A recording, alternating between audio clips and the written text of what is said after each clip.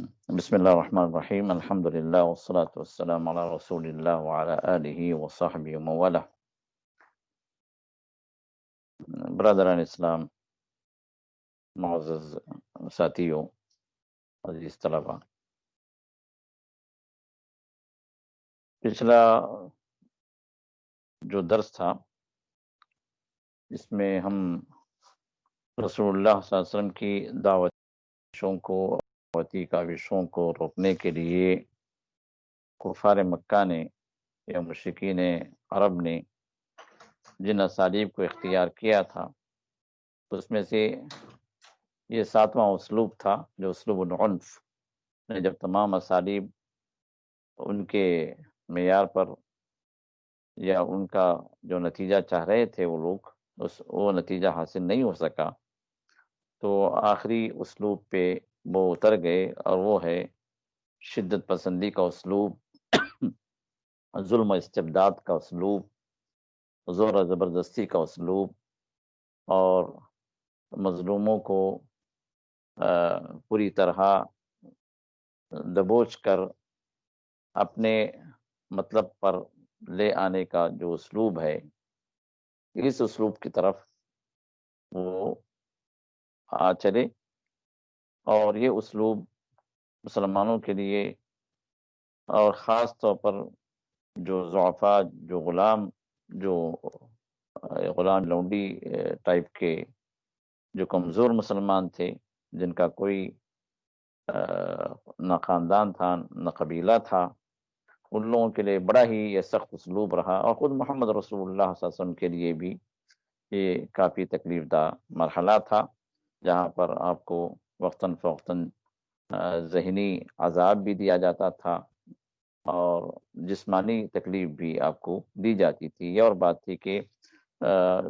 جسمانی تکلیف سے ابو طالب جو آپ کے چچا تھے کسی حد تک جو ہے آپ کو بچا لیتے تھے، یا کہ آپ کا جو مرتبہ کے درمیان میں سامنے رکھتے ہوئے عمومی طور پر اس ٹائپ کے جو جسمانی جو تکالیف تھیں اس سے رسول اللہ صلی اللہ علیہ وسلم کو وہ لوگ جو ہے ایذا پہنچانے سے رکے رہتے تھے، لیکن کبھی کبھار جہاں موقع ملتا یہ ایذا رسانی بھی وہ لوگ کر بیٹھتے، اور ذہنی جو تکلیف آپ کو دی جاتی تھی، آپ پر جو القاب کسے جاتے تھے، آپ کو پاگل، مجنون اور شاعر اور اس طرح کے جو القاب ایک دائی حق کے لیے ایک تکلیف دہ القاب ہیں، ان القاب سے آپ کو نوازا جاتا اور آپ کی دعوت کو روکنے کے لیے مختلف آپ پر الزامات لگائے جاتے تھے۔ یہ سب وہ چیزیں تھیں جو ذہنی طور پر آپ کو بہت ہی تکلیف دیتی تھیں، اور جو ہے آپ کا مورال کو ڈاؤن کرنے کے لیے اور آپ کی ہمت کو پست کرنے کے لیے اس طرح کے اسالیب عمومی طور پر انہوں نے اختیار کر رکھے تھے۔ یہ اور بات تھی کہ جب آپ گھر آتے تو مائی خدیجہ رضی اللہ تعالیٰ عنہا آپ کو تسلی دیتی اور جو ہے آپ کے غمگسار بنتی اور آپ کے اس مرحلے میں آپ کو راحت پہنچاتی، جس سے جو ہے آپ پھر تازہ دم ہو جاتے،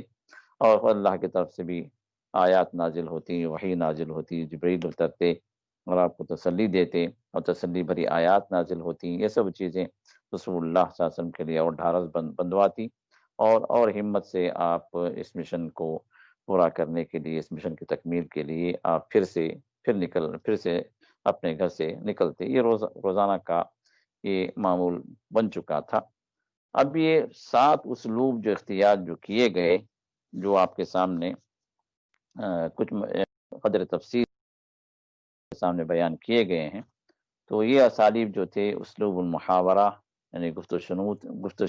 شنید کا اسلوب، بات چیت سے مسئلے کو حل کرنے کا اسلوب، اور پھر اس کے بعد اسلوب السخریہ، آپ کے ٹھٹول اڑانا، طعن و تشنیع کا جو اسلوب، اور پھر اسلوب اثارت الشبہات،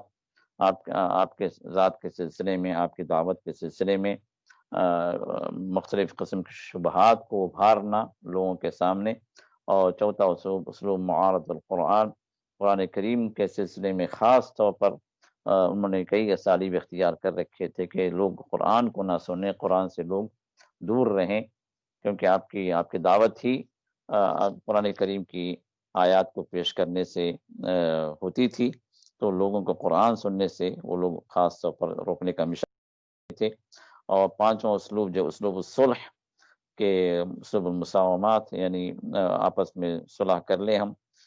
50-50 والا مرحلہ جو ہے یہ انہوں نے پیش کیا، لیکن رسول اللہ صلی اللہ علیہ وسلم نے اس کو بھی آپ نے ٹھکرا دیا۔ تو پھر چھٹا جو اسلوب جو تھا اسلوب الاغراء کہ اس میں رسول اللہ صلی اللہ علیہ وسلم کو مختلف قسم کی دنیاوی پیشکشیں کی گئی تھی، جس میں خوبصورت عورت بھی تھی، جس کے اندر مال و جاہ کی بھی پیشکش تھی، منصب اور ریاست کی پیشکش تھی، بلکہ آپ کو بادشاہ تک بنانے کے لیے تیار ہو گئے تھے۔ تو اس قسم کی پیشکشیں آپ کے سامنے کی گئیں، دنیا کے ذریعے سے آپ کو دنیا پیش کر کے آپ کی اس دعوت کو روکنے کی انہوں نے کوشش کی تھی، کیونکہ ان کے خیال میں یہ بات تھی کہ یہ صرف دنیا کا چکر تھا، یا صرف دنیا کو حاصل کرنے کے انہوں نے یہ سب جو ہے بکھیڑا جو ہے کھڑا کر کیا ہے۔ اگر ہم ان کو دنیا دے دیتے ہیں تو یہ خاموشی سے اپنی جگہ بیٹھ جائیں گے، ان کی اپنی خام خیالی تھی، لیکن رسول اللہ صلی اللہ علیہ وسلم نے ان سب کو ٹھکرا دیا۔ تو وہ آخری اسلوب پر اتر آئے، اور وہ ہے اسلوب العنف، اسلوب الشدہ، یا اسلوب الاضطہاد والاستبداد، یعنی ظلم و ستم کا اسلوب، جس میں ممکن حد تک جہاں بھی اپنی قوت کو نافذ کر زور سے اپنے دعوت، یا جنہوں نے اس دعوت کو قبول کیا ان کو جو ہے اپنے ظلم کا شکار بنا سکیں، ان سے وہ پیچھے نہیں ہٹتے تھے، جس کی تفصیل جو ہے پچھلے درس میں سامنے آ چکی۔ تو یہاں تک جو بات ہو چکی ہے، اب اس حد تک جو ہے کوئی سوال اگر ہے تو آپ نوٹ کر لیں، پھر انشاءاللہ ہم آخر میں 5-10 منٹ ہم جو سوالات کرے دیں گے، تو اس میں جو ہے آپ اپنے سوالات کو پیش کر سکتے ہیں۔ تو اس کے بعد اب یہاں تک جو مشرکین کی طرف سے جو ظلم و ستم شروع ہو چکا تھا، تو اب ان سب اسالیب، یہ تمام 7 اسالیب کا نفاذ مشرکین کر چکے تھے، اور تقریباً یہ رسول اللہ صلی اللہ علیہ وسلم، جیسے آپ کو پتا ہے کہ 3 نبوی تک آپ کی دعوت سری تھی، تو سری دعوت جب تک رہی، یہ لوگ بھی کھل کر مسلمانوں پر ظلم و ستم نہیں کر رہے تھے، لیکن جب سے دعویٰ جہریہ کا مرحلہ شروع ہوا، اور کب سے شروع ہوا؟ 4 نبوی سے۔ تو 4 نبوی سے جب یہ جہری دعوت کا مرحلہ شروع ہوا، تو پھر یہ مشرکین بھی کھل کر مخالفت کے میدان میں اتر گئے، اور یہ ظلم و ستم والا سلسلہ بھی شروع ہو گیا۔ اب یہ 4 نبوی جیسے جیسے گزر رہی تھی، یہ ظلم و ستم والا سلسلہ بھی زور پکڑتا چلا جا رہا تھا۔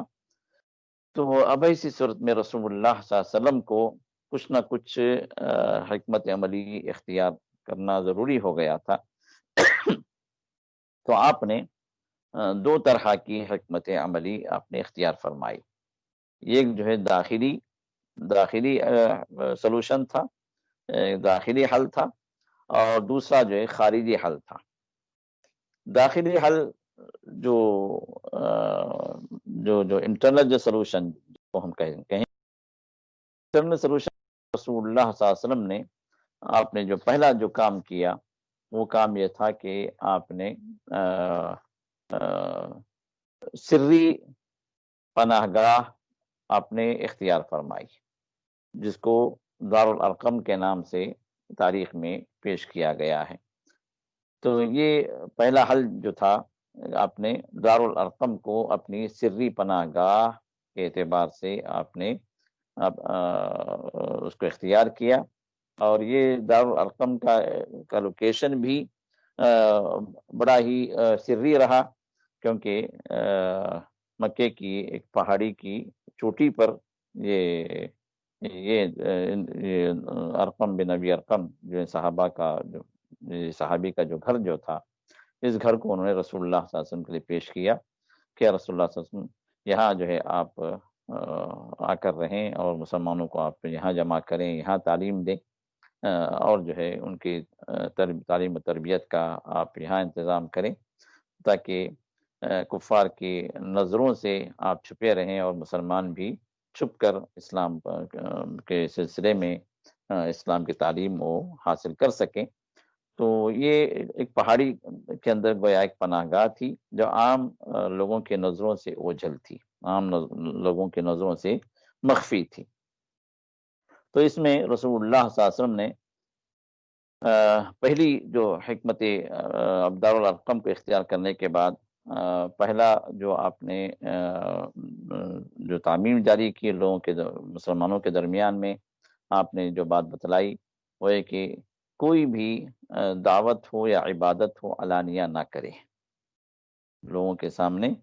جیسے نماز چونکہ شروع وقت سے ہی نماز کی تعلیم دے دی گئی تھی، تو جو ہے کھلم کھلا نماز لوگ ادا نہ کریں۔ تو آپ نے فرمایا کہ جو ہے اسلام کا اظہار ہو، کوئی آدمی مسلمان ہوتا ہے تو بسا اوقات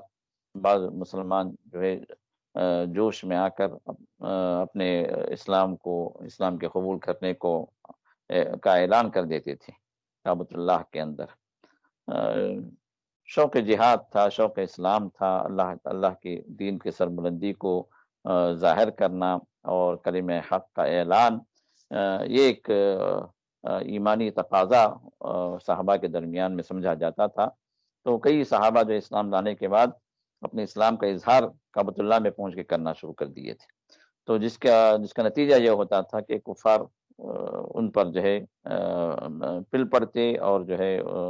ان کو جسمانی تکلیف جتنی ممکن ہو سکے دینا شروع کر دیتے، یہاں تک کہ بسا اوقات بعض صحابہ بے ہوش ہو گئے، بعض صحابہ جو مرنے کے قریب ہو گئے۔ ایسے واقعات بھی سیرت کے اندر موجود ہیں۔ تو رسول اللہ صلی اللہ علیہ وسلم نے پہلی بات جو بیان فرمائی ہوئے کہ کوئی اسلام کا اظہار علی اعلان نہ کرے اور عبادت بھی کعبۃ اللہ کے اندر نہ کریں۔ دوسری چیز آپ نے اس بات سے بھی روک دیا کہ علانیہ طور پر مسلمان کہیں مل بیٹھیں، کفار کے نظر میں آ جائیں اور ان کے لیے کوئی تکلیف کی بات ہو جائے، تو اس سے بچنے کے لیے رسول اللہ نے فرمایا کہ علانیہ طور پر مسلمان ایک دوسرے سے تعلق نہ رکھیں اور جو کہیں مل نہ بیٹھیں، اس سے آپ نے منع کیا۔ اور تیسری چیز جو آپ نے یہاں پر جو بالخصوص ذکر فرمایا وہ یہ کہ کفار سے آپ براہ راست ٹکراؤ سے بچنا چاہتے تھے، تو کسی بھی کافر سے براہ راست ٹکر لینے سے آپ نے روک دیا تھا مسلمانوں کو۔ اسی چوتھے سال کا واقعہ تھا، چوتھی نبوی کا ایک واقعہ سیرت میں بیان کیا جاتا ہے کہ بعض صحابہ جمع ہو کر کسی ایک گھاٹی میں، کسی ایک پہاڑ کے نیچے یا کسی غار میں تو انہوں نے وہاں پر نماز ادا کی، نماز پڑھ رہے تھے، تو کچھ کافروں نے ان کو دیکھ لیا، ان کو گھیر لیا اور ان سب کو مارنے لگے۔ اور اس موقع پر سعد بن نبی وقاص رضی اللہ تعالیٰ بھی موجود تھے، جو ایمانی جذبے سے سرشار ہو کر انہوں نے ایک کافر پر حملہ بھی کیا اور اس کو زخمی بھی کر دیا۔ اور یہ اسلام کے اندر یہ پہلا واقعہ ہے جس میں ایک مسلمان ایک کافر کو زخمی کرتا ہے اور ایک مسلمان کے ذریعے سے ایک کافر کو زخم پہنچتا ہے یا تکلیف پہنچتی ہے۔ تو اس واقعے کے بعد پھر کفار کے درمیان میں شدت آ گئی اور جہاں کہیں بھی کوئی مسلمان نظر آتا تھا ان کو پکڑ کر ممکن حد تک اس کو تکلیف دینے سے وہ باز نہیں آتے تھے۔ تو اس لیے رسول اللہ صلی اللہ علیہ وسلم نے اس بات سے منع کر دیا کہ کفار سے براہ راست یا کسی بھی کافر سے براہ راست ٹکراؤ نہ کیا جائے۔ اور اس میں چوتھی بات یہ تھی کہ رسول اللہ صلی اللہ علیہ وسلم نے جو صفا کی پہاڑی پر اس مرکز کو آپ نے جو بنایا، یہ 4 نبوی کے اواخر میں یا 5 نبوی کے اوائل میں غالباً جو یہ آپ نے دارالارقم بن ابی ارقم مخزومی، جو ارقم بن ابی ارقم مخزومی جو صحابی تھے، ان کے گھر کو آپ نے اپنا ہیڈ کوارٹر بنا لیا اور یہ پہلا سری دعوتی مرکز اسلام کا پہلا دعوتی مرکز تھا جو لوگوں کے نظروں سے چھپا ہوا تھا اور یہ صفا کی پہاڑی پر تھا اور کفار کی نظروں سے پوشیدہ تھا. تو آپ نے صحابہ کو تعلیم دی کہ جس کو بھی کوئی مسئلہ ہو، جو کچھ سیکھنا چاہے، جو بھی رسول اللہ کے ساتھ وقت گزارنا چاہے، وہ اس جگہ پر وہ آ کر ملے. اب یہ اس مرکز کے مقاصد جو تھے، ذرا اس کی طرف ہم نظر کرتے ہیں. اس مرکز کے گویا اگر ہم کلیکٹ کریں پوائنٹس کو، تو گویا جو 6 مقاصد رہے رسول اللہ صلی اللہ علیہ وسلم کے اس مرکز کو بنانے میں. تو پہلا جو مقصد جو تھا اس دعوتی مرکز کا، وہ یہ کہ یہ مسلمانوں کے لیے ایک سری پناہ گاہ بن جائے. جو بھی مسلمان پناہ لینا چاہے یا اپنے ظلم سے ستم سے بھاگ کر کہیں جو ہے وہ چھپنا چاہے، تو وہ اس مرکز پہ پہنچ جائے. تو مسلمانوں کے لیے ایک سری پناہ گاہ تھی. اور مصعب بن عمیر کا جو واقعہ ہم سب جانتے ہیں کہ مصعب بن عمیر رضی اللہ تعالیٰ عنہ جو ایک مالدار گھرانے کے سپوت تھے، ان کی والدہ بھی کافی مالدار تھی، اور ان کے بارے میں تاریخ میں بات آتی ہے کہ بہت ہی قیمتی لباس پہنتے تھے اور بہت ہی قیمتی عطر جو ہے لگاتے تھے، یہاں تک کہ وہ خوشبو لگا کر جب چلتے کسی گلی سے تو ان کے گزرنے کے بعد بھی اس گلی کے اندر خوشبو رہتی تھی اور لوگ سمجھ جاتے کہ یہاں سے مصعب بن عمر گزرے ہیں. یہاں تک بات آتی ہے.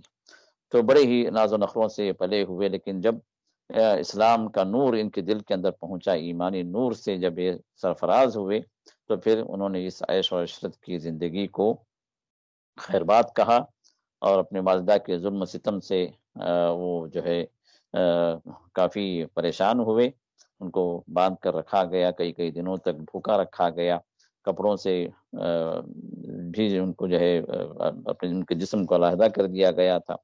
تو اسی ایک میلی کچیلی اور جو پھٹی ہوئی چادر کے ساتھ وہ نکل کر رسول اللہ کے پاس آتے ہیں، اور جو ہے ان کا اور اسی جو ہے ارقم بن ابی ارقم کی اس پناہ گاہ میں، اس مرکز میں وہ پناہ لیتے ہیں. تو جہاں تو پہلا پوائنٹ یہ تھا کہ اس مرکز کو رسول اللہ صلی اللہ علیہ وسلم مسلمانوں کے لیے ایک سری پناہ گاہ آپ بنانا چاہتے تھے، تو مسلمانوں کے لیے ایک سری پناہ گاہ یہ بن گئی تھی. اور نمبر 2، رسول اللہ صلی اللہ علیہ وسلم کے ساتھ مسلمانوں کا سری اجتماع یہاں پر ہوتا تھا. گویا جو ہے آپ کی اجتماع گاہ تھی مسلمانوں کے لیے. جو بھی جو ہے رسول اللہ سے ملاقات کرنا چاہتا تھا سری طور پر، وہ یہاں پر پہنچ جاتا تھا. گویا سری اجتماع گاہ تھی. نمبر 3، مسلمانوں کا یہ پہلا دعوتی مرکز تھا کہ کوئی نیا آدمی اگر اسلام قبول کرنا چاہے تو جو ہے وہ یہاں پر پہنچ کر اسلام قبول کرے. گویا اسلامک سینٹر تھا کہ اس دور کے لحاظ سے یہ پہلا اسلامک سینٹر اس کو قرار دیا گیا کہ جو بھی اسلام کو جاننا چاہتا ہے یا اسلام قبول کرنا چاہتا ہے وہ اس جگہ پر پہنچے. اور عمر رضی اللہ عنہ کے بارے میں جو واقعہ آتا ہے وہ بھی اسی ضمن میں ہے کہ وہ بھی یہاں پر یہیں پہنچ کے اپنے اسلام کا انہوں نے اعلان کیا تھا. نمبر 4، یہ مسلمانوں کی درسگاہ تھی. رسول اللہ صلی اللہ علیہ وسلم مسلمانوں کو جو تعلیم جو دیتے تھے وہ اسی مقام پر مسلمانوں کو جمع کر کے آپ انہیں تعلیم دیتے تھے، جہاں آپ ان مسلمانوں کو ایمان کی تعلیم، ایمانیات کی تعلیم، صبر کی تعلیم اور توکل کی تعلیم، رسول اللہ صلی اللہ علیہ وسلم پر جو آیتیں نازل ہوتی تھیں جس میں آخرت کے مناظر اور موت کے بعد کے احوال، جنت اور جہنم کے نظارے، یہ سب جو چیزیں، اور اسی طرح اخلاص، ذکر اور تسبیح اور نماز کی تعلیم، یہ سب چیزیں جو اس وقت کے لحاظ سے رسول اللہ صلی اللہ علیہ وسلم پر جو نازل ہوتی تھیں، جبرائیل علیہ السلام کے ذریعے سے رسول اللہ صلی اللہ علیہ وسلم کو جو تعلیم ملتی تھی، وہ سب چیزیں رسول اللہ صلی اللہ علیہ وسلم صحابہ کو اس مقام پر سکھاتے تھے. اور اسی مقام پر خباب بن ارت رضی اللہ عنہ کی شکایت بھی جو ہمیں ملتی ہے کہ بڑے ہی ظلم و ستم کے شکار ہوئے. انگاروں کے سروں پر ان کو باندھ دیا جاتا تھا اور ان کی خون اور چربی پگھل کر یہ انگارے بجھ جاتے تھے. یہ ان کی حالت تھی. تو رسول اللہ صلی اللہ علیہ وسلم کے پاس یہ شکایت لے کر آتے ہیں، رسول اللہ صلی اللہ علیہ وسلم یہ حالت ہماری ہے. تو وہاں پر بھی رسول اللہ صلی اللہ علیہ وسلم صبر کی جو تعلیم دیتے تھے تو یہ اس طرح یہ اور ان کے اور دوسرے جو اصحاب جس طرح ظلم و ستم کے مارے ہوئے تھے، ان سب کو رسول اللہ صلی اللہ علیہ وسلم صبر کی تعلیم اس یہاں پر آپ دیا کرتے تھے۔ تو اسی مقام پر رسول اللہ صلی اللہ علیہ وسلم ان کے ساتھ خوش اخلاقی کے ساتھ پیش آتے تھے، اور ان کو بھی خوش اخلاق بننے کے رسول اللہ صلی اللہ علیہ وسلم نصیحت کرتے تھے، جس میں سچائی، امانت داری، صلہ رحمی اور برے اخلاق سے اور بری باتوں سے بچنا، ان سب چیزوں میں گویا اخلاق کا پیکر بن کر جو ہے یہ صحابہ دوسروں کے سامنے ابھریں، تاکہ ان کے اخلاق کو دیکھ کر، ان کے کردار کو دیکھ کر لوگ اسلام کی طرف آئیں۔ تو اس سلسلے میں رسول اللہ صلی اللہ علیہ وسلم انہیں خصوصی تعلیم دیتے تھے۔ اور نمبر 5، یہ مسلمانوں کا پہلا ٹریننگ کیمپ تھا، پہلی تربیت گاہ تھی، جہاں پر رسول اللہ صلی اللہ علیہ وسلم ان مسلمانوں کو جہاں تعلیم دیتے تھے، وہاں پر انہیں تربیت بھی آپ دیتے تھے۔ اور وہ تربیت جو ہوتی تھی کہ سب سے پہلے کہ ان کے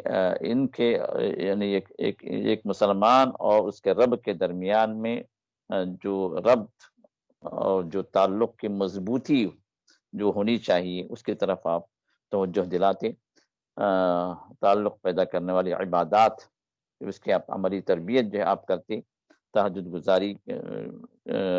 کے ذریعے سے، نمازوں کے ذریعے سے، سجدوں کے ذریعے سے، ذکر و اذکار اور تسبیح کے ذریعے سے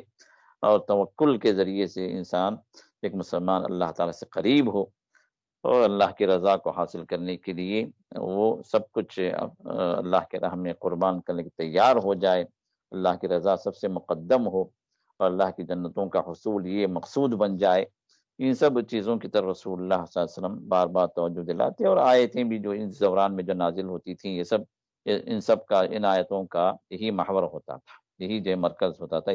اسی سینٹر کے آگے یہ آیات بھی گھومتی تھیں کہ بندہ رب کے قریب ہو جائے، رب کی رضا کو پالے، اور دنیا اس کو کچھ ملے یا نہ ملے، لیکن اللہ کی رضا اگر حاصل ہو جائے تو پھر جو ہے وہ کامیاب ہو گیا۔ فمن زحزح عن النار وادخل الجنة فقد فاز، جو جہنم سے بچا لیا گیا اور جنت میں داخل کر دیا گیا، حقیقت میں وہی کامیاب ہوا۔ تو یہ بنیادی کامیابی کا تصور رسول اللہ صلی اللہ علیہ وسلم ان صحابہ کے ذہنوں میں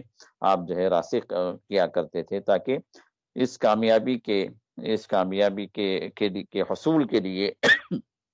دنیا کی کسی بھی چیز کو قربان کرنے کی ضرورت پڑ جائے، چاہے اس کا مال ہو، چاہے اس کے اقارب ہوں، چاہے اس کی تجارت ہو، چاہے جو ہے اس کی شخصی آسائش اور آرائش ہو، چاہے جو ہے اس کا اپنا وطن بھی چھوڑنا کیوں نہ پڑے، ان سب چیزوں کو اللہ تعالیٰ کی اس رضا کے حصول کے لیے، اور اللہ نے جو آخرتی کامیابی بنا دی،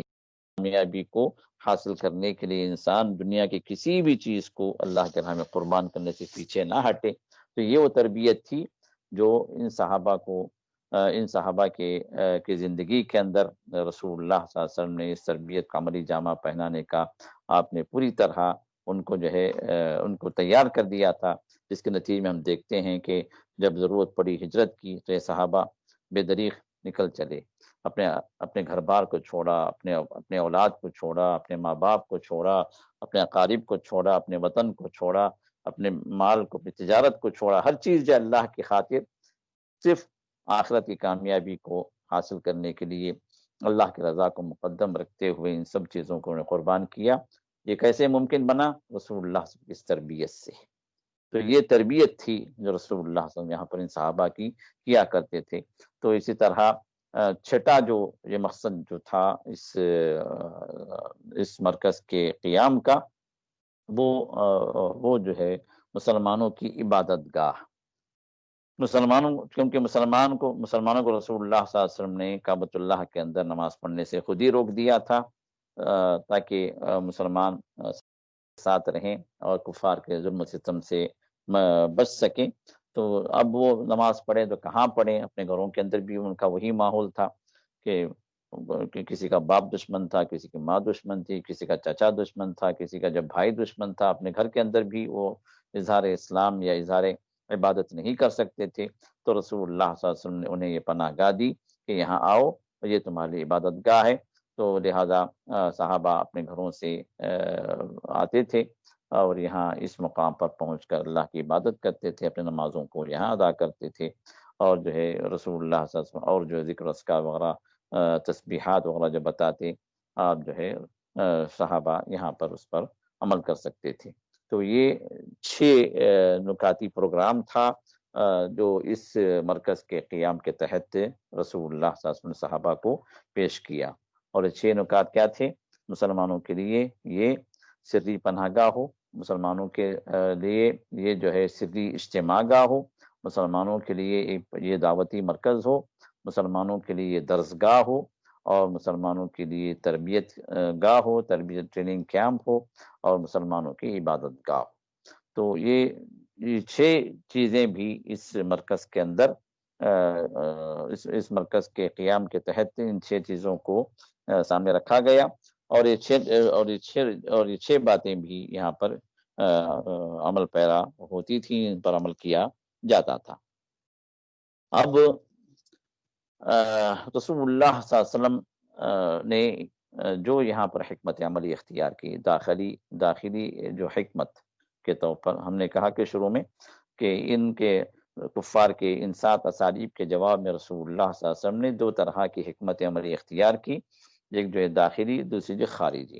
اب داخلی حکمت عملی جو تھی یہ ابی ارقم کی پناہ گاہ کے طور پر مسلمانوں کو رسول اللہ سے مہیا کیا، تو اس کے تحت یہ سب مقاصد تھے۔ تو اب یہاں پر ہمارے لیے جو بات آتی ہے، جو سمجھنے کی ہے، وہ یہ کہ مسلمانوں کی دعوت کے سلسلے میں جہاں کہیں بھی آپ مثال کے طور پر بحث داعی آپ ابھر رہے ہیں اپنے معاشرے کے اندر، اور آپ کے مخالفین چاہے مسلمان ہوں چاہے غیر مسلم ہوں، وہ آپ کے در پہ ہو گئے، اور آپ کو یا آپ کے ساتھیوں کو انہوں نے اپنا نشانہ بنا رکھا ہے، تو ان کے ظلم و ستم سے بچنے کے لیے جہاں پر مسلمانوں کی کوئی حکومت نہ ہو، اہل توحید کی کوئی قوت نہ ہو، ان کی کوئی شان و شوکت نہ ہو، وہ اپنے آپ کو کمزور وہاں پر اپنے آپ کو گردانتے ہوں، تو ایسی کمزوری کی حالت میں وہی حکمت عملی اختیار کرنے کی ضرورت ہوگی، جہاں پر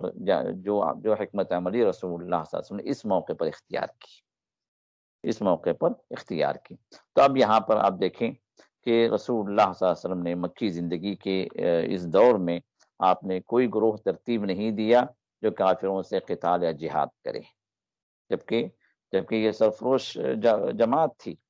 جتنے بھی لوگ جو رسول اللہ صلی اللہ علیہ وسلم پر ایمان لائے اس مرحلے میں، یہ سب جو اللہ کی خاطر ہر چیز کو قربان کرنے تیار تھے، تو سرفروشوں کی جماعت تھی، انہیں کسی بات کی پرواہ نہیں تھی، ہر چیز قربان کرنے تیار تھے، لیکن اس کے باوجود بھی رسول اللہ صلی اللہ علیہ وسلم نے اس مرحلے پر جہاد کی تعلیم نہیں دی، قتال کی تعلیم نہیں دی۔ جہاد سے مراد پر قتال، براہ راست کفار سے لڑنے بھیڑنے کی آپ نے تعلیم نہیں دی۔ اور اسی طرح آپ نے کسی کافر سردار کو یا کسی بھی کافر کو قتل کرنے کا حکم نہیں دیا، جبکہ آپ کے لیے بڑا آسان کام تھا کہ آپ کوئی بھی جو ہے، جیسے ابو لہب تھا جو رسول اللہ صلی اللہ علیہ وسلم کا دشمن تھا، ہر موقع پر دشمنی کا اظہار کرتا تھا، عقبہ بن ابی معیط تھا، ولید بن عقبہ تھا، اس طرح جو ہے ابو جہل تھا، بہت سارے سردار تھے جو مسلمانوں پر ظلم و ستم کے پہاڑ توڑ رہے تھے، لیکن رسول اللہ صلی اللہ علیہ وسلم نے کسی کے سلسلے میں آپ نے نہ صراحتاً آپ نے یہ بات فرمائی، نہ اشارتاً کنایتاً اس بات کا اظہار فرمایا کہ اس کو ختم کر دیا جائے، اس کا سر اڑا دیا جائے، نہیں۔ کیوں؟ اس لیے کہ رسول اللہ صلی اللہ علیہ وسلم کو پتا تھا کہ اگر کسی ایک کافر کو بھی اگر چھیڑا جائے، مار دیا جائے، وہ تو مرے گا ہی، لیکن اس کا نتیجہ یہ ہوگا کہ باقی جو مسلمان ہیں، جو مظلوم ہیں، ان پر ظلم و ستم کی چکی اور کس کر پیسی جائے گی، اور مسلمان ممکن ہے تمام مسلمانوں کو ختم کر دیا جائے ایک کافر کے قتل کی بنیاد۔ تو آج اگر اس مرحلے پر ہم اگر دیکھیں تو آج جو کچھ بھی دوسرے ممالک کے اندر یا داعش کے تحت، یا کہ جو ہے یہ جاہل جو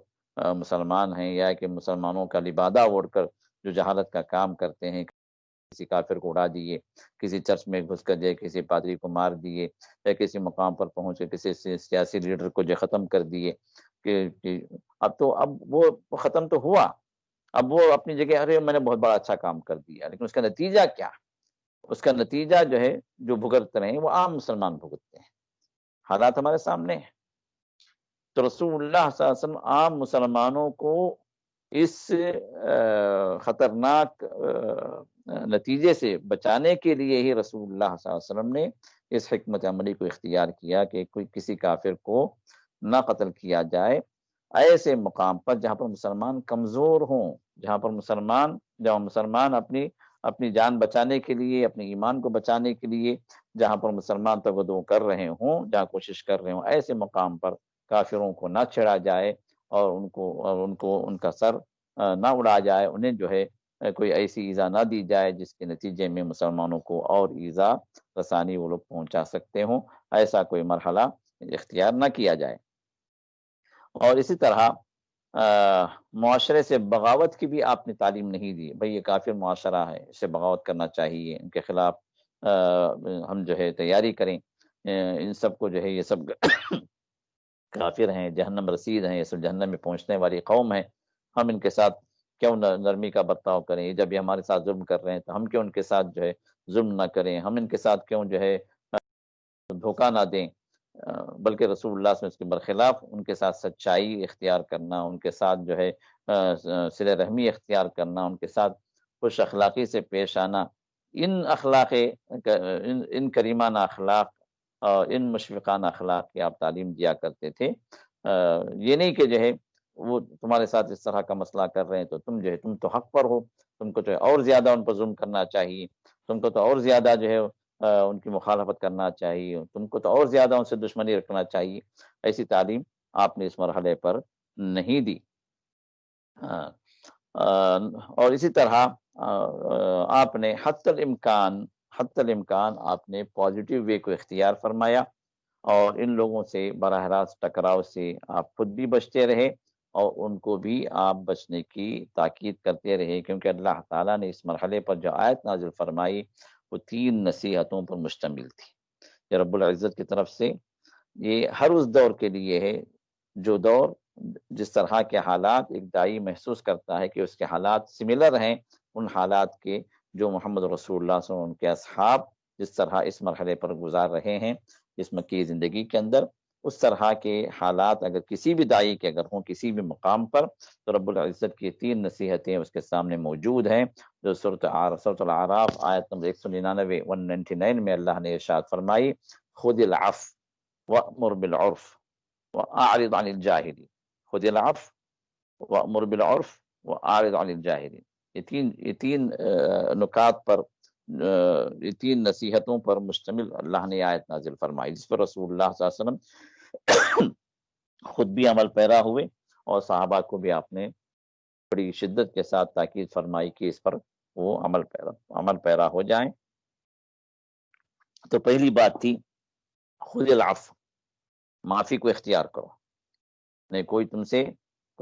تمہارے خلاف کوئی ظلم کر رہا ہے تم جوابی ظلم نہ کرو، کوئی تمہارا حق چھین لے رہا ہے صبر کرو، کوئی تمہارے ساتھ زیادتی کر رہا ہے اس کے منہ کو نہ لگو، کوئی تمہیں گالی دے رہا ہے جواب میں گالی مت دو، خاموشی اختیار کرو، خذ العفو، معافی کو اختیار کرو۔ معافی والا جو ہے اس کو اپنی جگہ جو کرنا ہے کرنے دو، تم کو اپنی جگہ جو کرنا ہے صبر کرو، اس کے منہ کو نہ لگو، اور اسی مقام پر وَإِذَا سَمِعُوا اللَّغْوَ أَعْرَضُوا عَنْهُ، جب وہ لغو کو سنتے ہیں تو وہاں سے خاموشی سے وہاں سے ہٹ جاتے ہیں۔ وَإِذَا خَاطَبَهُمُ الْجَاهِلُونَ قَالُوا سَلَامًا، جب جاہل ان کے منہ کو لگتے ہیں تو جو رحمان کے بندے ان کو سلام کہہ دیتے ہیں، بھائی ہم آپ کے منہ کو نہیں لگتے ہیں، چل تم اپنی جگہ سلامتی سے، ہم اپنی جگہ سلام بسی، مجھ بھیڑ نہ ہو، ٹکراؤ نہ ہو، معافی والی راہ کو اختیار کرو، خذ العفو وامر بالعرف، وامر بالعرف، لوگوں کے سامنے جو کچھ تم بتاؤ بھلی بات بتاؤ، بھلی بات بتاؤ، اچھی بات بتاؤ، اخلاق والی باتیں بتاؤ، لوگوں کو اخلاق کی طرف دعوت دو، لوگوں کو اچھی باتوں کی طرف دعوت دو، کیونکہ اچھی باتیں ہر ایک پسند کرتا ہے، ایک برا آدمی بھی اچھی بات پسند کرتا ہے، ایک غلط آدمی بھی جب چاہے وہ اپنی زندگی کے اندر کتنا ہی غلط کار کیوں نہ ہو لیکن جب اچھی بات وہ خود بھی پسند کرتا ہے، یہ اور بات ہے اچھا نہیں بنتا ہے، وہ برا ہے، لیکن بات اچھی وہ خود بھی پسند کرتا ہے۔ تو اچھی بات ایک فطری چیز ہے جو انسان کے اندر اللہ نے رکھی ہے، تو اخلاق والی باتوں کی طرف لوگوں کو دعوت دو، اور پھر اس کے بعد فرمایا وَأَعْرِضْ عَنِ الْجَاهِلِينَ، جو بھی جاہل آپ کے منہ کو لگے اس سے اعراض کرو، اس سے دور ہٹ جاؤ، اس کے ساتھ نہ رہو، اس سے تعلق نہ رکھو۔ یہ تین چیزیں رسول اللہ صلی اللہ علیہ وسلم کے لیے مکی زندگی کے اندر، جہاں پر مسلمان کمزور تھے، جہاں پر مسلمان ظلم و ستم کے شکار تھے، ان کے رسول اللہ صلی اللہ علیہ وسلم کے ذریعے سے یہ تعلیم دی گئی، اور رسول اللہ صلی اللہ علیہ وسلم انہی تین نکات پر صحابہ کو آپ تربیت دیتے رہے اس مرحلے پر۔ اور چوتھی بات یہاں پر جو تھی وہ یہ کہ رسول اللہ صلی اللہ علیہ وسلم نے یہاں پر جو بات صحابہ کے ذہن میں جو بات ڈالی وہ یہ کہ اسلام میں جہاد یہ نہیں ہے، اصل مقصود جو ہے قتال نہیں ہے۔ اصل مقصود اگر قتال ہوتا تو شروع دور سے رسول اللہ صلی اللہ علیہ وسلم قتال کی تعلیم دے دیتے ہیں، کیونکہ صحابہ کے لیے یہ کوئی بڑی مشکل بات نہیں تھی، لیکن آپ نے اصل مقصود جو صحابہ کے دل و دماغ میں جو ڈالا ہے وہ ہے کہ جہاد، اصل مقصود جو ہے جہاد کا، جہاد بالدعوہ، لوگوں کو اللہ کا پیغام پہنچا دے، اللہ کے بندوں تک اللہ تعالیٰ کی بندگی کی تعلیم مل جائے، اللہ کے بندوں تک اللہ تعالیٰ ان کا رب ہے اس کی معرفت ہو جائے، اللہ کی توحید کی معرفت لوگوں تک ہو جائے۔ یہی ہے جہاد بالدعوہ، جس کا مکی زندگی کے اندر اللہ نے حکم نازل کیا۔ سورۃ الفرقان جو مکی صورت ہے، اس میں اللہ نے ارشاد فرمایا فَلَا تُطِعِ الْكَافِرِينَ وَجَاهِدْهُمْ بِهِ جِهَادًا كَبِيرًا۔ آپ نے فرمایا، اللہ نے ارشاد فرمایا فَلَا تُطِعِ الْكَافِرِينَ، کافروں کی اطاعت نہ کرو، کافروں کی اطاعت نہ کرو، اور وَجَاهِدْهُمْ بِهِ جِهَادًا كَبِيرًا، اور ان کے ساتھ بڑا جہاد کرو۔ کس کے ذریعے سے؟ بھی یہ ہا کی جو ضمیر جو لوٹتی ہے، اوپر جو ذکر آیا ہے اللہ کے کلام کا، اس کی طرف لوٹتی ہے، قرآن کے ذریعے سے۔ تو ان سے جہاد کرو قرآن کے ذریعے سے، بہت بڑا جہاد، یعنی قرآن کے ذریعے سے جہاد کرنا، یعنی قرآن کی دعوت کو ان تک پہنچانا، قرآن کی دعوت کو اس معاشرے کے اندر پھیلانا، یہی اصل مقصود ہے، یہی اصل جہاد ہے، جس کا ذکر اللہ نے مکی زندگی میں کر دیا۔ آپ کو معلوم ہے کہ مکی زندگی کے اندر قتال نہیں تھا، مکی زندگی کے اندر کوئی جنگ نہیں ہوئی، مکی زندگی کے اندر جو ہے جہاد بالقتال کا جو ہے کوئی اللہ کی طرف سے کوئی آیت نازل نہیں ہوئی۔ پہلی جو آیت نازل ہوئی وہ جنگ بدر سے پہلے، مدینہ پہنچنے کے بعد، اذن للذین یقاتلون بانہم ظلموا، یہ پہلی آیت ہے جہاں پر اجازت دی گئی مسلمانوں کو کہ وہ قتال کریں۔ لیکن مکی زندگی کے 13 سال کے اندر رسول اللہ صلی اللہ علیہ وسلم پر جہاد کے سلسلے میں جو آیت نازل ہوئی وہ یہی ہے، جہاد بالقرآن، جہاد بدعوت القرآن، قرآنی دعوت کے ذریعے سے جہاد کرو، قرآنی دعوت کو ان تک پہنچاؤ، قرآن کے پیغام کو لوگوں تک عام کرو۔ یہی اصل جہاد ہے، جو قرآن کو عام کرنا، قرآن تعلیمات کو عام کرنا، اللہ کے کلام کو اللہ کے بندوں تک پہنچانے کی جو کوشش ہے، اسی کو جہاد کہا گیا۔ اب اس کوشش کے اندر رکاوٹیں ایسی آتی ہیں کہ آپ قتال کے بغیر، جنگ کے بغیر اللہ کے اس پیغام کو، اللہ کے اس قرآن کو ان تک نہیں پہنچا سکتے۔ تو اس مرحلے پر آپ اگر افورڈ کر سکتے ہیں، آپ کے حالات اتنے مضبوط ہیں کہ آپ دشمنوں کے ساتھ ٹکر لے سکتے ہیں، آپ قتال کر سکتے ہیں، تو پھر قتال کا حکم دیا گیا۔ لیکن جہاں آپ کی حالت یہ ہے کہ آپ ٹکر نہیں لے سکتے، آپ ان کے خلاف جو ہے محاذ بندی نہیں کر سکتے، آپ ان کے خلاف جو ہے قتال نہیں کر سکتے، ایسی حالت میں آپ کو اصل حکم کی طرف ہی آپ کو لوٹایا گیا ہے کہ آپ جہاد بدعوت القرآن کرتے رہیں، قرآن کی تعلیم کو لوگوں تک پہنچاتے رہیں، کیونکہ قرآن کی تعلیم اگر پہنچ گئی، اگر ان کے سمجھ میں آ گئی، اللہ کی ہدایت انہیں مل گئی، تو پھر مسئلہ ہی حل ہو گیا، پھر ان کے ساتھ جو ہے قتال کی ضرورت بھی نہیں پڑی۔ اور یہی صورتحال مدینے والوں کے ساتھ ہوئی۔ مدینے والوں کو جب جو ہے دعوت قرآن پہنچی اور اللہ کی ہدایت سے وہ سرفراز ہو گئے، تو ان کے ساتھ کوئی جنگ کا مرحلہ نہیں آیا، بلکہ بغیر جنگ کے ہی پورا مدینہ جو رسول اللہ صلی اللہ علیہ وسلم کے تابع ہو گیا، اور آپ جو بغیر کسی قتال کے، ایک آدمی کے قتل کے بغیر رسول اللہ صلی اللہ علیہ وسلم پورے مدینے کے آپ جو ہے فرما روا بن گئے، آپ شاہ مدینہ بن گئے۔ تو اصل جو مقصود ہے وہ جہاد بدعوت القرآن ہے، جو اس مرحلے پر رسول اللہ صلی اللہ علیہ وسلم پر جو سورہ فرقان کی آیت نازل ہوئی، تو یہی جو ہے یہی اصل مقصود ہے جو انسان کو سمجھنا چاہیے۔ ورنہ جہاد بالقتال، جنگ کے ذریعے سے جہاد کرنا ایک مخصوص مرحلہ ہے، اس کے مخصوص شرائط ہیں، مخصوص احکام ہیں، مخصوص جو ہے حالات ہیں۔ یہ ہر حال کے اندر، یہ ہر مرحلے پر یہ قتال نہ مطلوب ہے، نہ جو ہے اس کے نہ جو ہے قرآن کا اس کا حکم ہے۔ وہ ایک خاص مرحلے کے اندر خاص شرائط کے ساتھ اس کو روا رکھا گیا ہے، جو قیامت تک باقی رہے گا۔ یعنی کہ جہاد بالقتال ختم ہو گیا نہیں، وہ ایک خاص مرحلہ ہے جہاد کی خاص صورت ہے، جو ایک خاص مرحلے کے تحت اللہ تعالیٰ نے اس کو مربوط کیا ہے۔ اس کے خاص شرائط ہیں جو کتب فقہ کے اندر بھرے پڑے ہیں تفصیل کے ساتھ۔ لیکن اصل مقصود ہر مومن کے ساتھ، ہر مسلمان کے ساتھ جو مقصود ہے جہاد کا، وہ کیا ہے؟ جہاد بدعوت القرآن، جو تمام مسلمانوں کو شامل ہے۔ وہ جس حالت میں بھی ہو، قرآن تعلیم کو خود بھی حاصل کرے اور قرآن کی اس دعوت کو لوگوں تک پہنچائے، اور مرتے دم تک یہ کام ہر مسلمان کرتا رہے، جو ہر مسلمان سے، ہر مومن سے مطلوب ہے۔ تو یہاں تک جو ہے بات ہماری آئی ہے کہ رسول اللہ صلی اللہ علیہ وسلم نے داخلی حل کو کیسے آپ نے اختیار کیا، اور اس کے بعد خارجی جو حل ہے وہ انشاءاللہ ہم اگلے درس میں آپ کے سامنے پیش کریں گے، کہ جو خارجی حل، جو باہر والا راستہ جو رسول اللہ صلی اللہ علیہ وسلم نے کفار کے اسالیب کے جواب میں جو آپ نے اختیار کیا، وہ خارجی حل، وہ انشاءاللہ ہم اگلے درس میں آپ کے سامنے رکھیں گے۔ واللہ اعلم۔